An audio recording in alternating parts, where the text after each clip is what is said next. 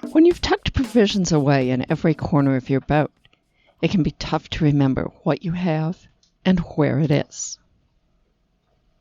Hi, I'm Carolyn Sherlock, and on this episode of the Boat Galley Podcast, I share a simple reminder that will keep you from asking yourself, where did I put it, over and over. This episode of the Boat Galley Podcast is sponsored by Infinity, the most trusted name in woven vinyl flooring in the marine industry. Since 2008, Infinity has offered boat owners premier flooring options proven to withstand even the most demanding environments. Each of their products is equipped with UV-stable fade resistance and antimicrobial technology, giving them both durability and style that can't be matched. Thinking about kicking carpet to the curb? Make the switch to Infinity and see the difference that true luxury makes. Visit infinitylwv.com and use the coupon code BG20 for 10% off any area rug. There is a limit of one per customer.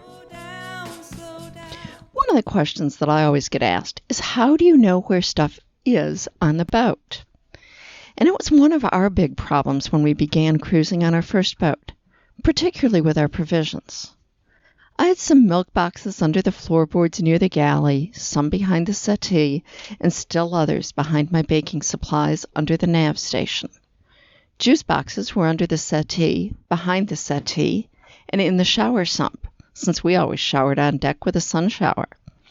Canned goods were in a locker in the galley, under two settees, and also under the bed. I may not have known where it all was, but for sure we weren't going to starve. When we first moved aboard, I assigned each locker or storage space a number and used a spreadsheet to list what was where. That was a total failure, as I never remembered to update the spreadsheet as I moved things around to make it more convenient. And then I wouldn't remember what I had, and I'd buy more and put it in still another place.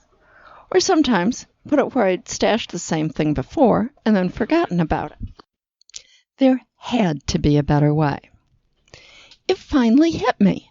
For coastal cruising, there was no reason to carry so many provisions. A 3-week supply of food was sufficient. I didn't need 3 months' worth. And with that, suddenly there was plenty of room in logical places for our food. No more juice boxes in the bathroom or spaghetti rolled in charts.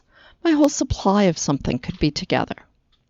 Okay, I'll admit, when we went into areas where I knew certain things were hard to find, I might take some extra, but only of the things that I knew I wouldn't be able to get.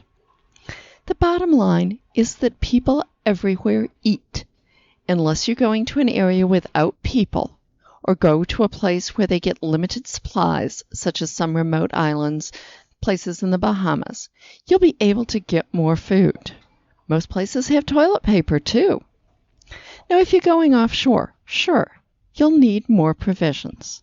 And if you're heading to a new country or to a remote area, you want to consult cruising guides or people who have recently been there. Facebook groups for various cruising grounds are great for this, and you'll see what things may be hard to get and lay in an extra stock of those items. But in general, I've found that carrying less makes boat life a lot easier. And while food provisions are the biggest thing we've cut back on, we also realize that for most places we go, we don't need a dozen water maker pre-filters. A couple will suffice. Or 3 gallons of oil for the diesel. 1, sometimes 2, will do. The boat is lighter. All that stuff added up. It handles better. It moves faster. And we simply know where stuff is, since we don't have it stuffed in weird or multiple places any longer. Thank you for listening to the Boat Galley Podcast. Don't forget to subscribe in your favorite podcast player so you never miss the helpful tips you may someday need.